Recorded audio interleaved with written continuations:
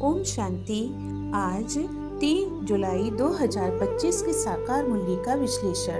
पहला, चैतन्य नाटक का अभिनव दृश्य, कोई अदला बदली नहीं। आज की मूल्य बार बार याद दिलाती है कि यह बेहद का नाटक पूर्णतः पूर्व नियोजित, एक्यूरेट और अनादि है। आत्मा एक चैतन्य अभिनेता है जो 84 जन्मों का पाठ बजाती है और इस नाटक में 1 सेकंड की भी देरी या परिवर्तन संभव नहीं। दूसरा, बीज और झाड़ का गहन बोध केवल दुरांदेशी बच्चों को। बुद्धिमान दुरांदेशी बच्चे वे हैं जिनकी बुद्धि इस समस्त सृष्टि चक्र और मूल वतन से लेकर स्थूल वतन तक की स्थिति को सहजता से देख सकती है। बीज स्वरूप बिंदु आत्मा और उससे निकला हुआ संपूर्ण झाड़, इसका ज्ञान बाप भी दे सकते हैं। तीसरा, यह युद्ध नहीं, याद की सहज यात्रा है।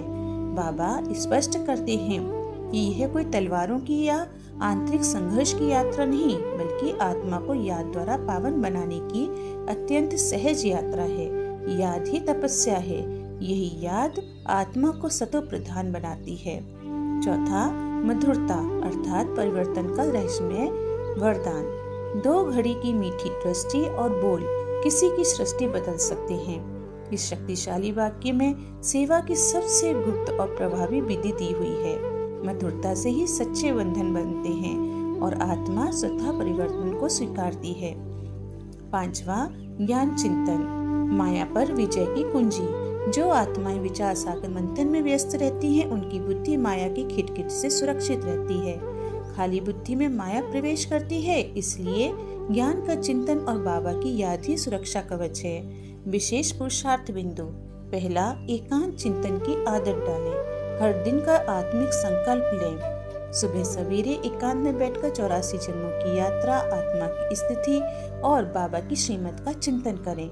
यह अभ्यास आत्मा को गहराई से स्वरूप और लक्ष्य में टिकाए रखता है।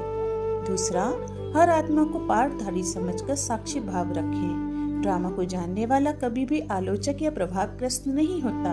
हर आत्मा को उसकी पाठ से ही देखना, यही साक्षी और दयालु दृष्टि है।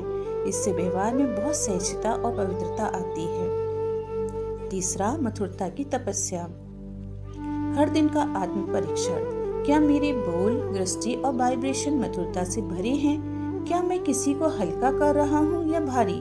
हर दिन एक संकल्प लें, मैं आज कम से कम एक आत्मा को मधुर दृष्टि और शब्दों से शक्तिशाली अनुभव कराऊंगा। अच्छा, ओम शांति।